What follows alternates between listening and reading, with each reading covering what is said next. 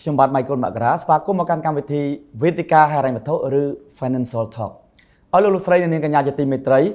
វេទិកាហិរញ្ញវត្ថុគឺជាកម្មវិធីថ្មីមួយក្រោមកិច្ចសហការជាមួយនឹងសមាគមធនាគារនៅកម្ពុជាឬហៅកាត់ថា ABC ប្រធានបទដំបូងរបស់យើងនៅក្នុងវេទិកាហិរញ្ញវត្ថុនេះគឺយើងនិយាយអំពីទូនាទីរបស់ធនាគារក្នុងការបដិញ្ញាការអនុវត្តប្រកបដោយក្រមសីលធម៌និងតម្លាភាពហិរញ្ញវត្ថុដែលវាគ្មិនកិត្តិយសរបស់យើងនាបើកកម្មវិធីនេះគឺជួបជាមួយនឹងលោករតសុភ័ណ្ឌលោករតសុភ័ណ្ឌគឺជាប្រធានសមាគមធនាគារនៅកម្ពុជា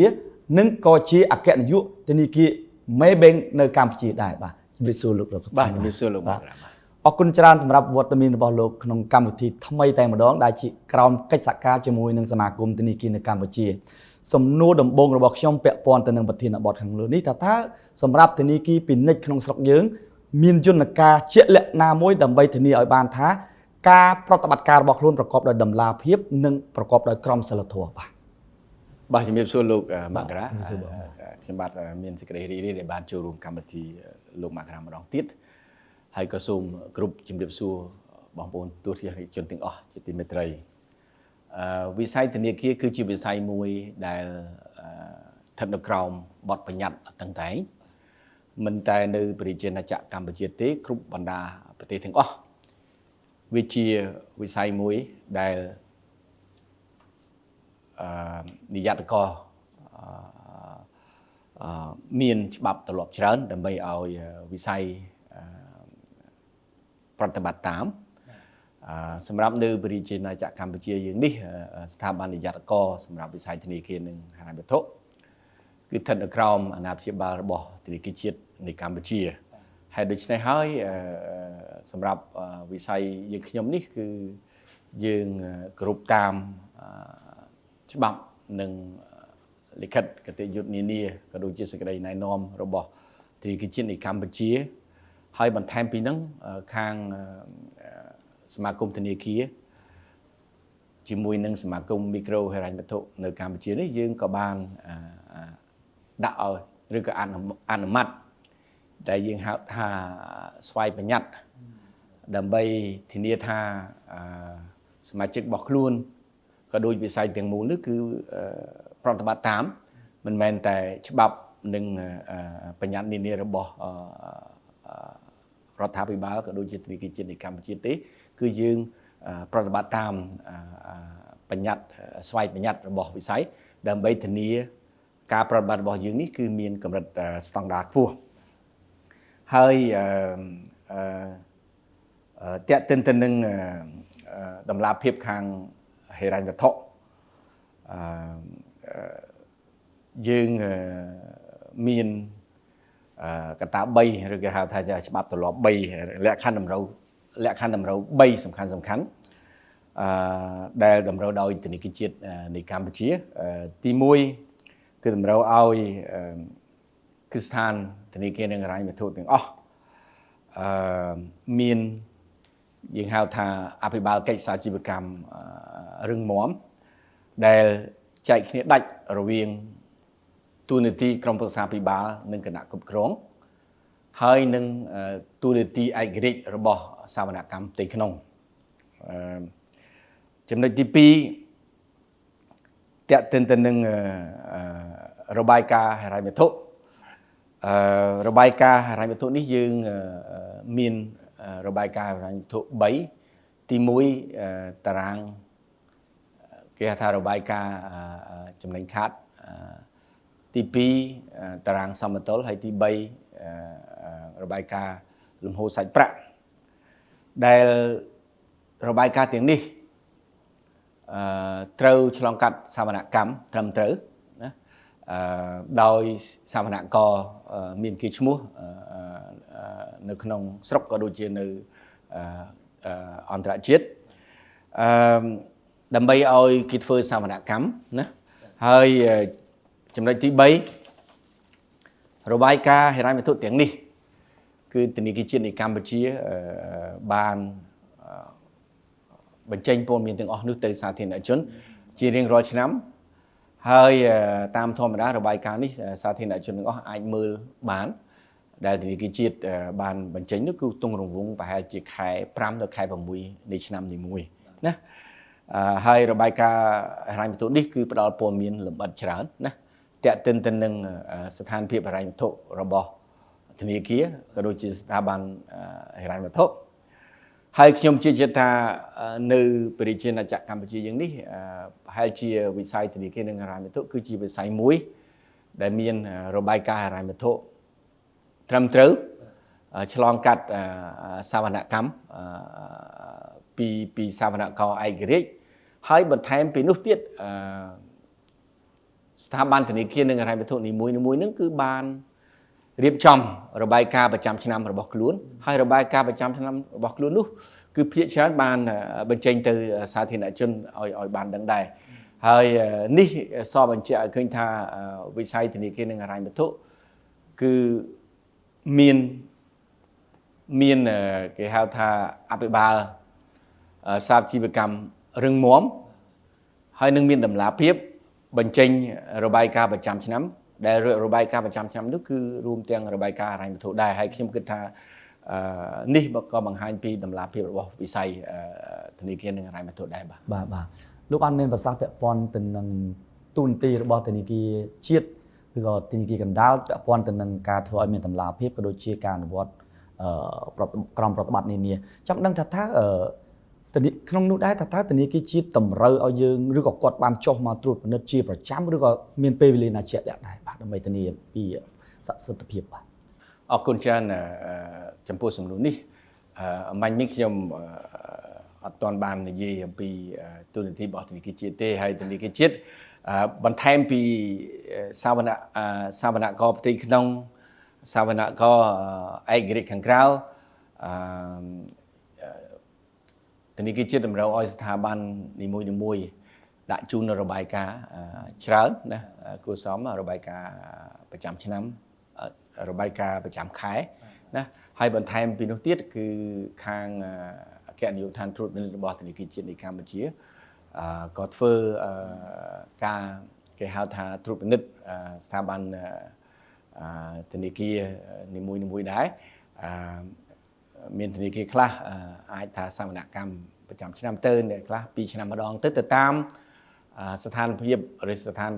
នភាពរបស់ធនាគារមួយបាទចុះពាក់ព័ន្ធទៅនឹងការផ្ដល់នៅរបាយការណ៍ដែលយើងបានធ្វើសវនកម្មហើយតើ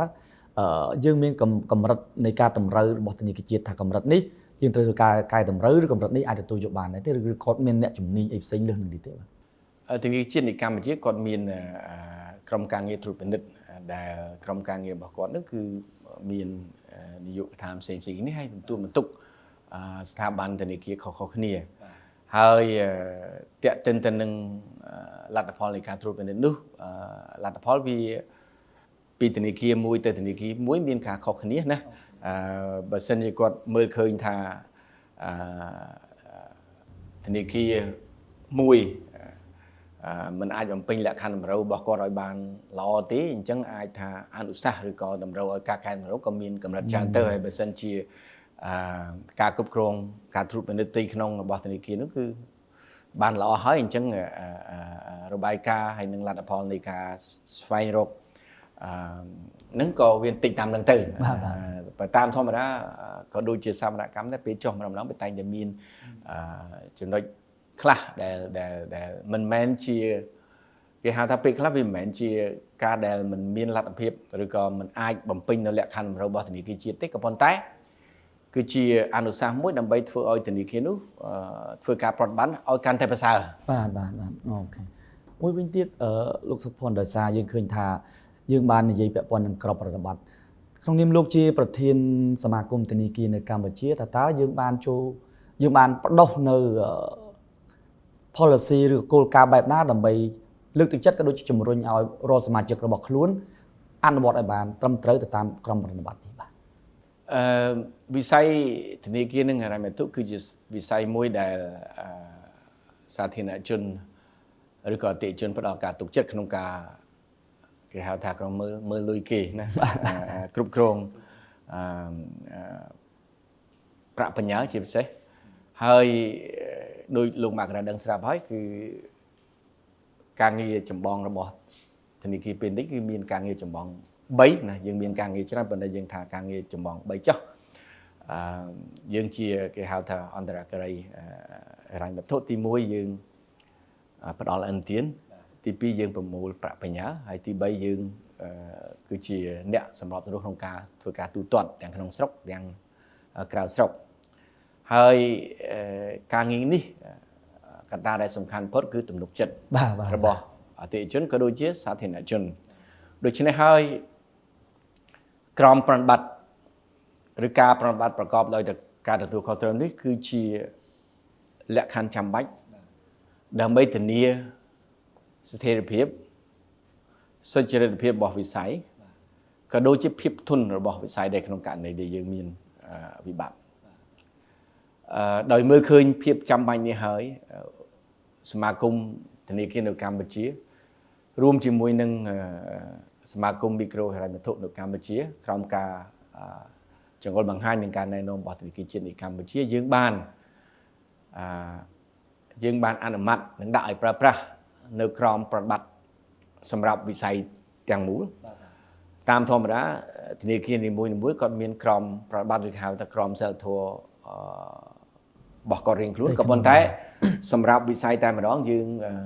យើងបានអនុម័តហើយដាក់ឲ្យប្រើប្រាស់ក្រមសីលធម៌នោះហើយសម្រាប់វិស័យសម្រាប់បុគ្គលិកថ្នាក់ដឹកនាំក៏ដូចជាក្រុមប្រឹក្សាភិបាលរបស់ស្ថាប័នដើម្បីអនុវត្តតាមនេះគឺជាចំណុចទី1ចំណុចទី2បន្ថែមពីនឹងទៀតដែរយើងក៏មានគោលការណ៍ណែនាំឬក៏គោលការណ៍ប្រតិបត្តិសម្រាប់មន្ត្រីឥណទានឬក៏មន្ត្រីដែលពាក់ព័ន្ធព្រោះពួកគាត់នេះគឺជាអ្នកដែលបានជួបប្រស្រ័យតាក់ទងជាមួយអតិថិជនផ្ទាល់អញ្ចឹងគាត់ក៏មានគោលការណ៍របស់គាត់មួយដែរហើយគោលការណ៍នេះទៀតគឺជាត្រីវិស័យដើម្បីឲ្យមន្ត្រីឥណទាននិងមន្ត្រីដែលពាក់ព័ន្ធនេះប្រតិបត្តិប្រកបដោយការទទួលខុសត្រូវហើយចំណុចទី3នេះយើងក៏តម្រូវឲ្យមន្ត្រីឥណទាននិងមន្ត្រីដែលពាក់ព័ន្ធនោះគឺបញ្ចប់វគ្គសិក្សាមួយដែលហៅការផ្ដល់ឥណទានប្រកបដោយការទទួលខុសត្រូវបាទហើយរៀងរាល់3ឆ្នាំម្ដងគឺបុគ្គលិកនឹងឥណទានក៏ដូចជាមន្ត្រីពាក់ព័ន្ធហ្នឹងត្រូវតែមករៀនសាថ្មីណាដើម្បីទី1គឺធ្វើបច្ចុប្បន្នភាពចំណេះដឹងក៏ដូចជាក្រមឬក៏បញ្ញត្តិនានាដែលយើងមានថ្មីហើយបន្ថែមពីនឹងទៀតសមាគមទាំងពីរបានក្រុមសហការជាមួយនៃធនាគារជាតិនៃកម្ពុជានឹងគឺបានធ្វើសិក្ខាសាលានៅតាមខេត្តក្រុងជាមួយនឹងប្រធានសាខានៅតាមខេត្តក្រុងនោះយើងចាប់ផ្ដើមពីតំបន់ដែលយើងហៅតំបន់ដាច់ស្រយាលមុនណាដូចជាខាងតំបន់អេសានណាដើម្បីបង្កើនការយល់ដឹងសម្រាប់ថ្នាក់ដឹកនាំនៅសាខានៅតាមខេត្តហ្នឹងអំពីផ្ដោតសំខាន់គឺការប្រតិបត្តិប្រកបដោយការទទួលខុសត្រូវណាការផ្ដល់ឥណទានប្រកបដោយការទទួលខុសត្រូវក៏ដូចជាកិច្ចគាំពៀដល់អតិថិជនដែរណាដើម្បីឲ្យយល់ទាំងអស់គ្នាហើយក៏ជាពេលវេលាមួយដើម្បីឲ្យវិស័យស្ដាប់ពីការប្រជុំនានាដែលពួកគាត់នៅខាងជួរមុខនោះប្រជុំហើយយើងដោះស្រាយរួមគ្នាហើយថ្មីទៀតនេះដែរគឺខាងសមាគមទាំងពីរនេះក៏បានធ្វើការជាមួយនឹងភាគីឯករាជ្យទី3មួយដើម្បីធ្វើការសិក្សាហើយយើងមានសមាជិករបស់យើងជិត30ស្ថាប័នដើម្បីចូលរួមធ្វើការសិក្សានិងវិនិច្ឆ័យតម្លៃអំពីការអនុវត្តក្រមសីលធម៌របស់វិស័យនេះដើម្បីយើងចង់ដឹងថាយើងមានក្រមហើយតើការអនុវត្តនោះគឺមានកង្វះខាតអីខ្លះប្រយោជន៍ដើម្បីយកមកដើម្បីយើងបង្កើនការអនុវត្តឲ្យបានខ្ជាប់ខ្ជួនជាងមុនណាហើយចំណុចចុងក្រោយដែរគឺវិស័យធនាគារនេះយើងបានបង្កើតមជ្ឈមណ្ឌលហិរញ្ញវត្ថុយើងហៅថា Financial Consumer Center នេះមួយ ទីមួយដើម្បីទទួលពាក្យបណ្ដឹងក៏ដូចជាដោះស្រាយបញ្ហានានាដែលអតិថិជនមានហើយគាត់មិនចង់ទៅស្ថាប័នឬសម័យស្ថាប័នដែលគាត់ប្រើប្រាស់សេវាហ្នឹងដើម្បីយើងដោះស្រាយរួមខ្ញុំគិតថាចំណុចទាំងអស់នេះគឺជាចំណុចមួយដែលសំខាន់ដើម្បីលើកដំកើងការប្រតិបត្តិមួយប្រកបដោយការទទួលខុសត្រូវបាទយើងឃើញថានាពេលបច្ចុប្បន្នគឺទាំងស្ថាប័នគ្រឹះស្ថានធនាគារនិងស្ថាប័នមីក្រូហិរញ្ញវត្ថុមានកំណើននៃចំនួនគួរសមដែរចង់ដឹងពាក់ព័ន្ធនឹងក្រមប្រតិបត្តិដោយអ្វីដែលលោកលើកឡើងពាក់ព័ន្ធនឹងយន្តការនានាថាតើយើងបានតាមដានដិតដល់កម្រិតណាដែរដើម្បីធានាថារាល់បុគ្គលិករបស់យើងដែលបានចុះទៅជួបផ្ទាល់មួយជាពលរដ្ឋនោះមិនមានការដណ្ដើមគ្នាអតិថិជនគ្នាកលៈទេសៈដែលស្ថានភាពសេដ្ឋកិច្ចនៅយ៉ាប់ដើម្បីធានានិរន្តរភាពពីស្ថាប័នរៀងៗខ្លួនបាទចេះវិស័យធនាគារគឺជាវិស័យមួយដែលដោយលោកស្រីទាំងអស់ដឹងហើយថាការប្រកួតប្រជែងមានកម្រិតខ្ពស់តែទោះជាយ៉ាងណាក៏ដោយជាវិស័យតែម្ដងយើងចង់ឲ្យការប្រកួតប្រជែងនោះគឺជាការប្រកួតប្រជែងមួយត្រឹមត្រូវណាអ្វីដែលយើងអាចធ្វើបាន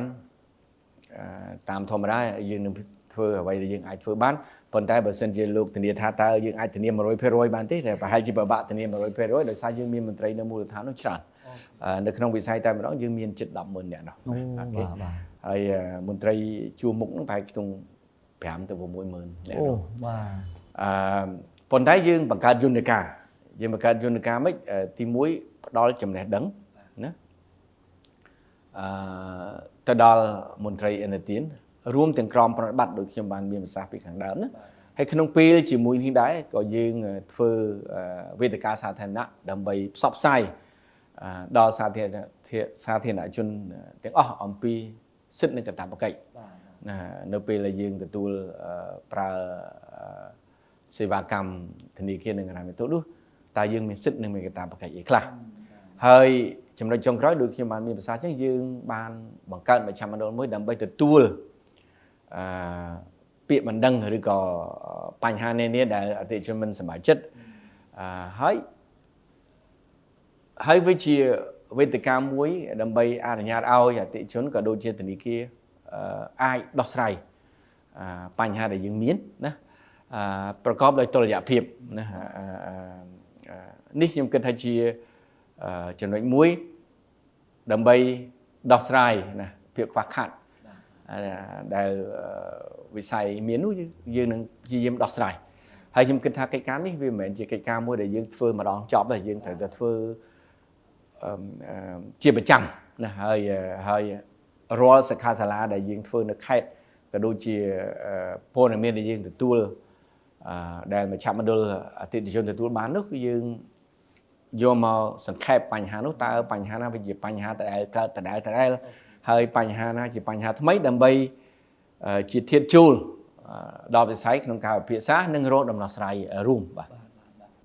ដោយសារតែបញ្ហានៃការរីកចម្រើននៃបច្ចេកវិទ្យាខ្ញុំក៏បានសង្កេតឃើញពាក់ព័ន្ធនឹងកម្ចីតាមអនឡាញមួយចំនួនដែរហើយប្រធានបទយើងនេះក៏និយាយអំពី financial transparency ជាដើមក៏ដូចជាការអនុវត្តក្រមប្រតិបត្តិជាដើមចង់ដឹងតើតើនឹងការរីកចម្រើនតើតើ digital platform នេះតើលោករតសុផនមើលឃើញថា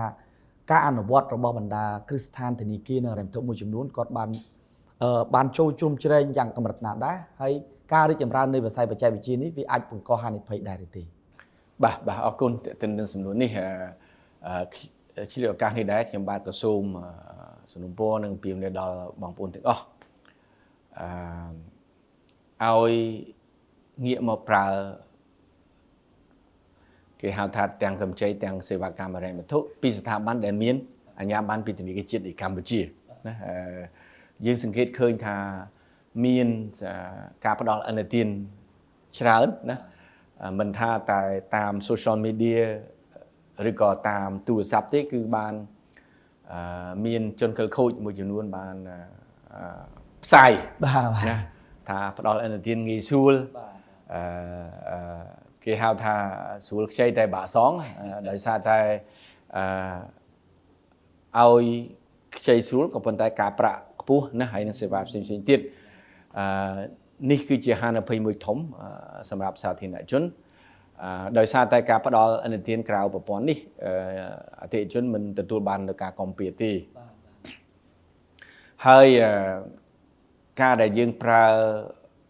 កម្ចីឬសេវាកម្មហិរញ្ញវត្ថុពីស្ថាប័នដែលទទួលអាជ្ញាប័ណ្ណត្រឹមត្រូវពីធនាគារជាតិនៃកម្ពុជានោះទី1ការប្រាក់ឬថ្លៃសេវាហ្នឹងគឺមានភាពសមរម្យណាទី2យើងមានការគាំពារតាមផ្លូវច្បាប់ក្នុងករណីដែលមានវិវាទណាហើយយើងមានយន្តការច្រើនដើម្បីអនុញ្ញាតឲ្យអតិថិជន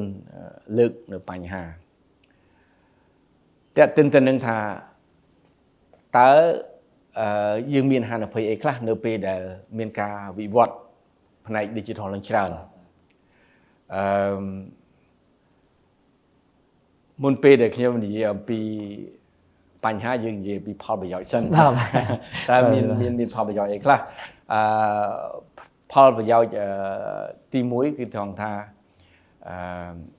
ការរីកចម្រើននៃប្រព័ន្ធ digital នេះគឺបានធ្វើឲ្យគេហៅបរិញ្ញាបត្រហិរញ្ញវត្ថុរបស់យើងមានការរីកចម្រើនគួរសមមានការរីកចម្រើនខ្ពស់ដោយសារអតិថិជនងាយក្នុងការទទួលយកសេវាកម្មធនាគារនិងហិរញ្ញវត្ថុនេះពីស្ថាប័ននេះគឺងាយស្រួលចំណុចទី2មានន័យថាវាសម្រួលក្នុងការទាំងពីធ្វើការទូទាត់ណាតាំងពីករណីបើកគណនីក៏ដូចជាការដាក់ពាក្យសុំឥណទានហ្នឹងក៏មានភាពងាយស្រួលចំណុចទី3បើទោះបីជាយើងមិនមានរបាយការណ៍ហិរញ្ញវត្ថុក៏ដោយក៏ប៉ុន្តែនៅពេលដែលអតិថិជនចាប់ផ្ដើមប្រើប្រព័ន្ធ digital នេះយើងអាចមានគេហៅថាមានប្រវត្តិប្រតិបត្តិការដែលធនាគារនិងស្ថាប័នហិរញ្ញវត្ថុយកមកដើម្បីធ្វើការវាយតម្លៃក្នុងការផ្ដល់ឥណទានចំណុចចុងក្រោយគឺថាការទូទាត់ណារវាងសាធារណជនរវាងអ្នកទិញអ្នកលក់នោះគឺការទូទាត់នោះងាយស្រួលណាហើយថោកជាងមុនហើយមិនចាំបាច់ទៅជួបគ្នាផ្ទាល់ទេសម័យកាលនេះមានន័យថាយើងបាននាំអ្នកលក់អ្នកទិញណាឲ្យមកគៀកគ្នាមែនតើណាអ្នកនៅបាត់ដំបងអ្នកនៅក្រៅអីអាចទិញលក់អីបានដោយស្រួលហើយធ្វើការទូទាត់ដោយមិនអស់ថ្លៃអីទេណាហ្នឹងជាបាទហើយមួយទៀតគឺប្រសិទ្ធភាពយ៉ាងម៉េចហើយងាយស្រួលត្រង់ថាយើងអាចធ្វើប្រតិបត្តិការ24ម៉ោងពេលណាក៏បានណាហើយងាយស្រួលអ្វីដែលជាការទទួលខុសត្រូវរបស់ធនាគារក៏ដូចជាស្ថាប័នហិរញ្ញវត្ថុទី1ត្រូវធានាថាប្រព័ន្ធ digital នេះគឺមានសុវត្ថិភាពហើយស្ថាប័នធនាគារនេះមានកាតព្វកិច្ចក្នុងការការពារព័ត៌មានរបស់អតិថិជនដើម្បីធានាភាពជាឯកជនរបស់ខ្លួនហើយស្ថាប័ននោះក៏តម្រូវឲ្យដៃគូរបស់ខ្លួនយើងហៅថាអ្នកផ្ដល់សេវានោះក៏ត្រូវតែប្រតិបត្តិតាមនិងគោរពតាមនឹងការពារភាពជាឯកជននិងព័ត៌មានរបស់អតិថិជនដែរហានិភ័យមួយត្រង់ថាអញ្ចេះហានិភ័យមួយដូចខ្ញុំបានមានប្រសាសន៍ពីខាងដើមហ្នឹងដល់ពេលអញ្ចឹងទៅក៏មានជនខិលខូចខ្លះបន្លំធ្វើបាទជាស្ថាប័នដែលទទួលអាជ្ញាប័ណ្ណដែរហើយអាហ្នឹងមួយហើយទី2ហានិភ័យមួយទៀតគឺថាការប្រើប្រាស់ប្រព័ន្ធ digital នេះគឺទាមទារឲ្យអតិថិជនរួមចំណែកដើម្បីធានាសុវត្ថិភាពដែរទី1ការប្រើប្រាស់របស់គាត់ហ្នឹងមិនមែនចេះចូលគ្រប់ website ទាំងអស់ទេណាទី2យើងគេហៅ password ផអីហ្នឹងត្រូវរក្សាសម្ងាត់របស់ខ្លួនមិនចែករំលែកជាមួយអ្នកដទៃអីចឹងណាអានេះគឺជាគេហៅថាគ្រាន់តែជាគោលការណ៍សាមញ្ញសម្រាប់ដើម្បីធានាថាយើងប្រើប្រាស់ប្រព័ន្ធរបស់យើងទៅលើប្រព័ន្ធមួយទៅលើ website ដែលមានសុវត្ថិភាព password អីហ្នឹងមិនត្រូវចែករំលែកជាមួយអ្នកដទៃទេហើយហានិភ័យមួយទៀតខ្ញុំបាននិយាយពីខាងដើមហើយគឺថាវាងាយស្រួលគាត់ច្រឡំដែរតែអាចទៅខ្ចីអ្នកក្រៅអីចឹងទៅឃើញស្រួលអីចឹងទៅ ប៉ុន្តែអ្វីដែលខ្ញុំសូមពៀមនាដែរគឺថាមុននឹងខ្ចីណាយើងត្រូវគិតទី1លទ្ធភាពសងណាទី2តើអត្រាការប្រាក់ឬតម្លៃក្នុងការទទួលឥណទាននោះសមរម្យនឹងអាចទទួលយកបានអត់ហើយបច្ចុប្បន្ននេះដោយសារយើងមានស្ថាប័នច្រើនអញ្ចឹងខ្ញុំលើកទឹកចិត្តឲ្យអតិថិជនទាំងអស់ស្វែងយល់អំពីផលិតផលនីមួយៗដែលខ្លួនត្រូវការហើយសិក្សាឲ្យបានច្បាស់ព្រោះជំរឿសមានច្រើនការទទួលព័ត៌មានគ្រប់គ្រាន់នេះសំខាន់ដើម្បីឲ្យយើងសម្រេចចិត្តត្រឹមត្រូវហើយការទទួលឥណទានទៀតសោតគឺដើម្បីឆ្លើយតបទៅនឹងតម្រូវការជាក់ស្ដែងរបស់យើងណាព្រោះយើងដឹងស្រាប់ហើយថាកម្ចីត្រូវតែសងណាអញ្ចឹងការប្រើប្រាស់សម្រាប់ខ្ញុំសូមបើកវងកញ្ចក់បន្តិចសម្រាប់វិស័យធនាគារតែម្ដងយើងក្នុងរយៈពេលប្រហែលឆ្នាំចុងក្រោយនេះយើងផ្ដោតការយកចិត្តខ្ពស់លើការផ្ដល់ឥណទានប្រកបដោយការទទួលខុសត្រូវពីស្ថាប័នអ្នកផ្ដល់ឥណទានប៉ុន្តែក្នុងពេលជាមួយគ្នានេះដែរយើងក៏មិនភ្លេចអំពីអតិថិជនដែរហើយដូច្នេះហើយបានជាសមាគមទាំងពីរក៏មានកម្មវិធីកម្រិតសមាគមតែម្ដងបន្ថែមពីនឹងកម្មវិធីកម្រិតស្ថាប័ននីមួយៗតេតិនទៅនឹងយើងហៅថាអក្ខរកម្មហិរញ្ញវត្ថុណាដើម្បីផ្ដល់ចំណេះដឹងបន្ថែមទៅដល់សាធារណជនក៏ដូចជាអតិថិជនក្នុងការប្រើប្រាស់ឥណទានក៏ដូចជាសេវាកម្មហិរញ្ញវត្ថុនានាអញ្ចឹងយើងចង់ដោះស្រាយបញ្ហាទាំងពីខាង supply side ទាំងខាង demand side ធនាគារអាចផ្ដល់ឥណទានមួយក៏ប៉ុន្តែទាមទារឲ្យអតិថិជនប្រើប្រាស់ឥណទានប្រកបដោយការទទួលខុសត្រូវដែរណាមានន័យថាម៉េចមានន័យថាប្រើប្រាស់ឥណទានចំគោលដៅណាឥណទានយកទៅដើម្បីត្រូវឲ្យទី1ត្រូវការឥណទានដើម្បីអីឲ្យច្បាស់សិនណាដើម្បីពង្រីកអាជីវកម្មឬក៏សម្រាប់ធ្វើអីឬឲ្យច្បាស់ហើយបើថាទិញផ្ទះហើយនឹងទិញផ្ទះណាអញ្ចឹងខ្ញុំគិតថាដើម្បីឲ្យវិស័យយើងធានាបានសុខភាពល្អក្នុងរយៈពេលយូរអង្វែងវាទាមទារឲ្យទាំងវិស័យណាទាំងអតិថិជនក្នុងការចូលរួមទាំងអស់លើសពីនេះទៀតដែរយើងបានធ្វើការសហការជាមួយនឹងខាងធនាគារជាតិក៏ដូចជាខាងក្រសួងអប់រំដែរដើម្បីបញ្ជ្រាបកម្មវិធីអក្ខរកម្មហិរញ្ញវត្ថុនេះទៅដល់កូនសិស្សដែរដើម្បីឲ្យគាត់យល់ច្បាស់យល់ជ្រាបច្បាស់អំពីសារៈសំខាន់នៃការយល់ដឹងផ្នែកហិរញ្ញវត្ថុដើម្បីត្រៀមខ្លួនគាត់ក្នុងការពេលដែលគាត់ចប់រៀនចូលធ្វើការទៅគាត់អាចមានចំណេះដឹងផ្នែកហិរញ្ញវត្ថុជាមូលដ្ឋានក្នុងការយើងចាត់ទុកថានឹងវាជាជំនាញបំណិនជីវិតមួយដែរណាបន្ថែមពីជំនាញបំណិនជីវិតផ្សេងៗទៀតបាទអរគុណយើងឃើញថាការពីពេលថ្មីនេះទាំងរាជរដ្ឋាភិបាលកម្ពុជានិងបណ្ដាប្រទេសនានាមានការព្រួយបារម្ភពាក់ព័ន្ធទៅនឹងការរីករាលដាលនៃការឆបោកតាមប្រព័ន្ធអនឡាញឬថា financial scam ជាដើមចង់ដឹងនៅក្នុងវិស័យធនាគាររបស់កម្ពុជាថាតើពាក់ព័ន្ធនឹងបញ្ហាការលាងលុយកខ្វក់ឬក៏បញ្ហាឧក្រិដ្ឋកម្មពាក់ព័ន្ធហិរញ្ញវត្ថុនេះថាយើងបានជជែកគ្នាវែកញែកកម្រិតណាដែរមានបង្ការកុំឲ្យវិស័យហិរញ្ញវត្ថុយើងមានបញ្ហាប៉ះពាល់ទៅដល់បញ្ហាទាំងនេះបាទតើទន្ទឹមនឹងការប្រឆាំងនឹងការលាងលុយឬក៏យើងហៅថាហិរញ្ញវិធានទៅដល់ភេរវជនណាឬភេរវកម្មនោះគឺវាជាប្រធានបទមួយសំខាន់នៅក្នុងវិស័យធនាគារមិនមែនមានន័យថាតែមានថ្មីនេះទេក៏ប៉ុន្តែវិស័យធនាគារចំណុចនេះគឺជាចំណុចមួយសំខាន់តាំងពីយូរមកហើយណាដោយសារតែស្ថាប័នធនាគារគឺជាគោលដៅសម្រាប់អក្រិតជនក្នុងការមកលាងលុយបាទវាមានគោលដៅច្រើនក៏ប៉ុន្តែវិស័យធនាគារគឺជាវិស័យមួយដែលធម្មតាយើងប្រមូលប្រាក់បញ្ញើយើងផ្ដល់ឥណទានទៅជាវិស័យមួយដែលមានហានិភ័យខ្ពស់ hay đôi khi hỏi groupสถาบันទាំងអស់តែងតែមានយន្តការផ្ទៃក្នុងរបស់ខ្លួនដើម្បីកាត់បន្ថយឬក៏បំបត្តិលុបបំបត្តិដោយស្ថាប័នតាមរយៈស្ថាប័នរបស់ខ្លួនសម្រាប់នៅប្រជាជាតិណាចក្រកម្ពុជាយើងនេះយើងមានខ្ញុំចង់បញ្ជាក់ដែរថាក្នុងទិដ្ឋភាពផ្លូវច្បាប់តើយើងមានទិដ្ឋភាពផ្លូវច្បាប់ក៏ដូចជា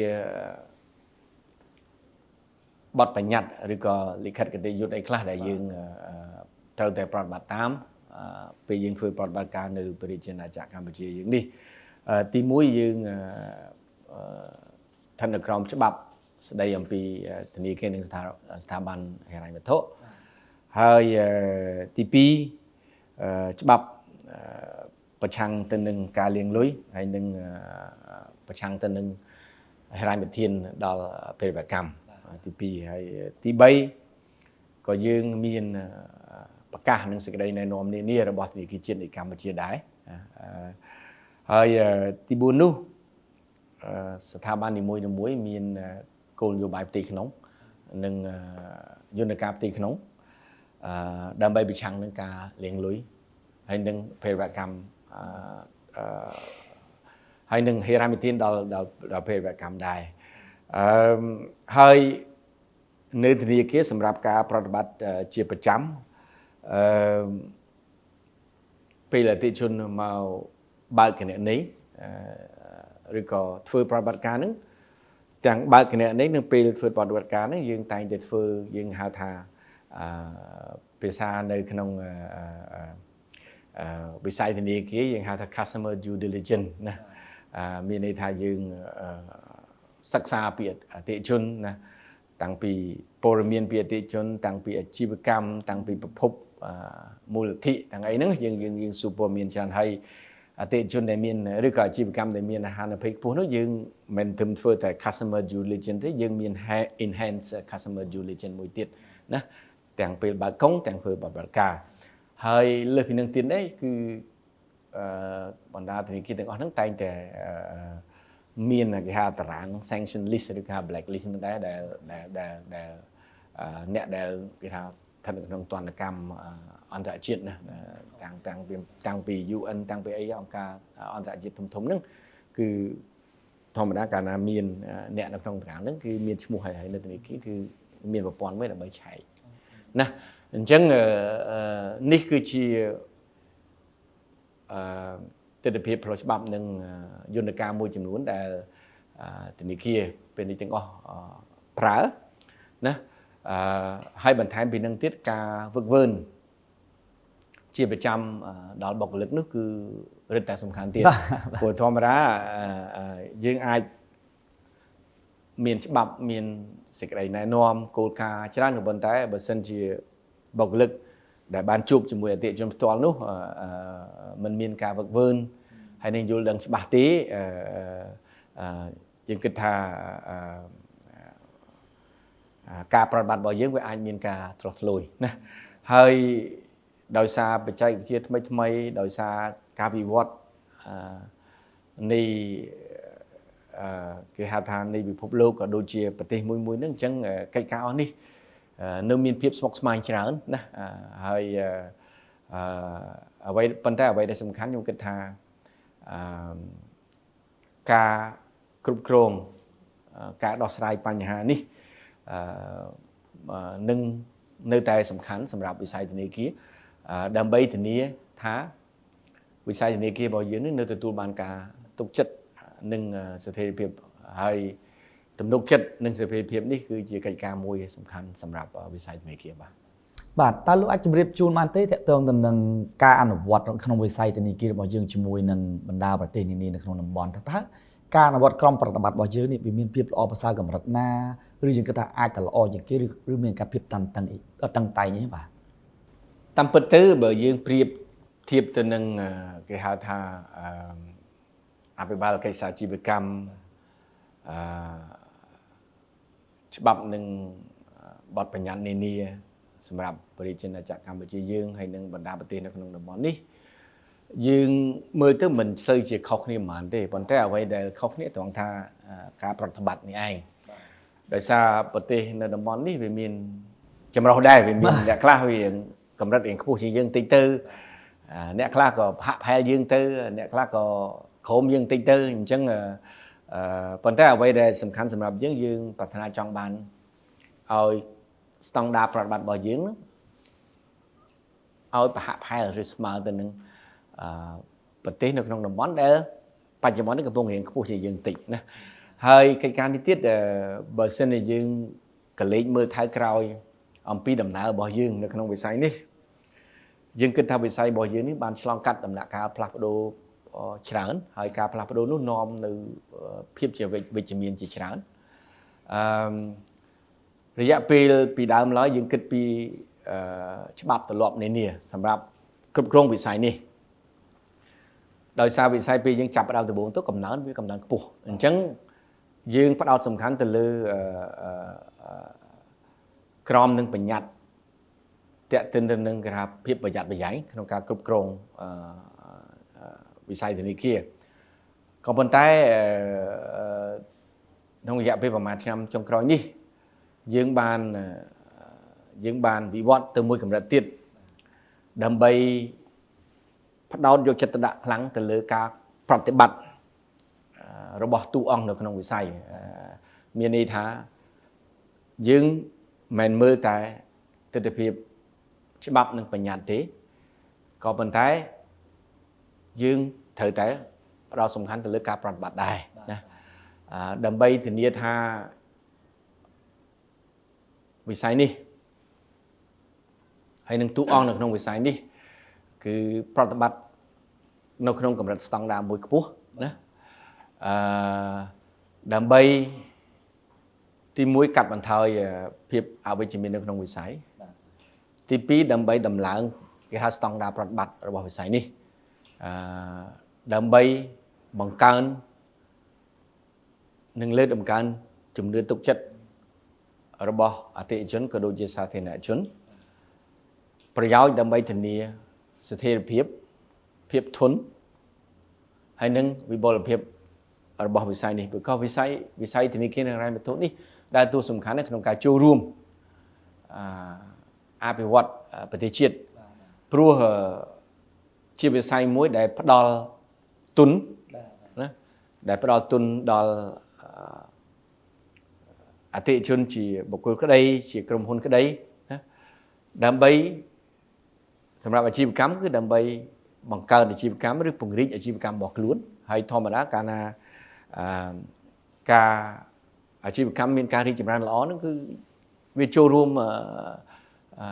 អភិវឌ្ឍសេដ្ឋកិច្ចរបស់ប្រទេសយើងហើយយើងអាចផ្ដល់ការងារដល់ប្រជាជនយើងអាចបង់ពន្ធណាហើយជាការកសាងប្រទេសយើងដែរណាក្នុងវិស័យនេះហើយនេះជាបេសកកម្មចម្បងរបស់វិស័យហើយវិស័យយើងនេះទៀតយើងចង់ខ្លាយឲ្យជាគេហៅជាកម្លាំងមួយវិជ្ជមានក្នុងការគាំពារដល់ការអភិវឌ្ឍប្រទេសជាតិក៏ដូចជាជួយអតិថិជនឲ្យបានជោគជ័យព្រោះកាលណាអតិថិជនជោគជ័យខាងវិស័យរបស់យើងនេះក៏ជោគជ័យដែរហើយពេលដែលយើងភាគីទាំងពីរជោគជ័យយើងអាចចូលរួមគ្នាក្នុងការអភិវឌ្ឍប្រទេសជាតិបាទមួយវិញទៀតដោយសារតែជាការពិតមែនទែនទៅការធ្វើអាជីវកម្មតែងតែរកប្រាក់ចំណេញចង់ដឹងថាតើក្នុងវិស័យធនាគារក៏ដូចជាគ្រឹះស្ថានហិរញ្ញវត្ថុតើយើងគួរធ្វើការថ្លឹងថ្លែងយ៉ាងណាដើម្បីធ្វើម៉េចអាជីវកម្មយើងដឹងតែរកប្រាក់ចំណេញតែយើងត្រូវថ្លឹងថ្លែងឲ្យវាមានតម្លាភាពទាំងអាជីវកម្មយើងនិងអ្នកដែលទទួលពីសេវាពីយើងជាពិសេសគឺអតិថិជនបាទតើទិនចំណុចនេះគ្នានេះដែរការប្រតិបត្តិប្រកបដោយការទទួលខុសត្រូវការប្រតិបត្តិប្រកបដោយតម្លាភាពហើយនឹងប្រាក់ចំណេញតាមពិតវាដើរទន្ទឹមគ្នាណាយើងមិនអាចថាដោយសារតែការប្រតិបត្តិប្រកបដោយការទទួលខុសត្រូវហើយនឹងតម្លាភាពវាប៉ះពាល់ដល់ប្រាក់ចំណេញរបស់ខ្ញុំវាមិនអញ្ចឹងទេតាមពិតដើម្បីធានាប្រាក់ចំណេញនិងកំណើនប្រកបដោយចីរភាព ទាំងរយៈពេលខ្លីទាំងរយៈពេលវែងវាទាមទារឲ្យតួអង្គទាំងអស់នៅក្នុងវិស័យនេះធ្វើការប្រតិបត្តិប្រកបដោយការទទួលខុសត្រូវនិងតម្លាភាពព្រោះកិច្ចការទាំងអស់នេះវានាំឲ្យវិស័យក៏ដូចជាអតិថិជនក៏ដូចជាប្រទេសជាតិយើងទាំងមូលគឺរីកចម្រើនទាំងអស់គ្នាហើយវិស័យនេះដូចខ្ញុំបាននិយាយពីខាងដើមអញ្ចឹងបើសិនជាមិនមានទំនុកចិត្តពីអតិថិជនទេវិស័យនេះមិនអាចរីកចម្រើនបានទេហើយព្រោះវិស័យនេះវាមិនមែនមានន័យថាតែឲ្យអនុទានទេតើប្រមូលប្រាក់បញ្ញើបានដែរបានមានលទ្ធភាពផ្ដល់អនុទានមិនអញ្ចឹងអញ្ចឹងខ្ញុំគិតថាការប្រតិបត្តិប្រកបដោយការទទួលខុសត្រូវនិងតម្លាភាពគឺជាកត្តាចាំបាច់សម្រាប់វិស័យធនាគារហើយប្រាក់ចំណេញរបស់យើងនេះគឺជាការប្រាក់ចំណេញមួយដែលត្រឹមត្រូវដែលយើងហៅថាfair profit ហ្នឹងហើយបាទអូខេបាទខ្ញុំមានមួយសំណួរទៀតចុងក្រោយក្នុងនាមលោកជាប្រធានសមាគមធនាគារនៅកម្ពុជាតើលោកនឹងខិតខំអ្វីបន្តទៀតដើម្បីលើកទឹកចិត្តក៏ដូចជាជំរុញឲ្យសមាជិករបស់ខ្លួនអនុលោមប្រតិបត្តិការរបស់ខ្លួនទៅតាមក្រមប្រតិបត្តិក៏ដូចជាតម្លាភាពផ្នែកហិរញ្ញវត្ថុបាទក្នុងនាមខ្ញុំជាប្រធានសមាគមធនាគារក៏ដូចជាក្រុមប្រឹក្សារបស់សមាគមធនាគារទាំងមូលយើងនៅបន្តបេសកកម្មរបស់យើងដើម្បីជួយនិងគ្រប់គ្រងដល់សមាជិករបស់យើងឲ្យទី1យើងបន្តអនុវត្តក្រមប្រតិបត្តិក៏ដូចជាគោរពទៅតាមច្បាប់និងបទនិងបញ្ញត្តិនានាដែលរដ្ឋាភិបាលក៏ដូចជាធនាគារជាតិនៃកម្ពុជាបានចេញហើយបន្ថែមនឹងយើង